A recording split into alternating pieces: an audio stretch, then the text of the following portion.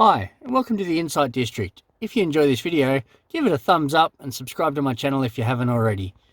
So this video, I'm going to show you how to take the lens off to access the dome light inside. So it's pretty straightforward. All you need to do is slightly pinch the back. Sorry, it's a bit hard with one hand.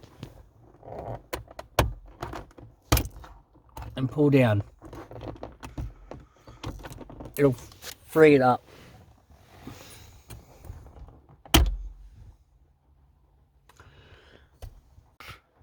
Once you've taken it off, you'll have access to the globes. You can swap them out with whatever you like.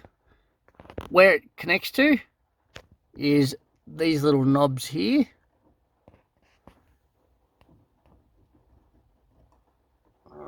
So when you're putting it back on, you just need to line them up with that. So the clips are just lined up, pushing gently, and it's all clipped back up. Really straightforward. If you like this video, give it a thumbs up and subscribe to my channel if you haven't already. Thank you for watching.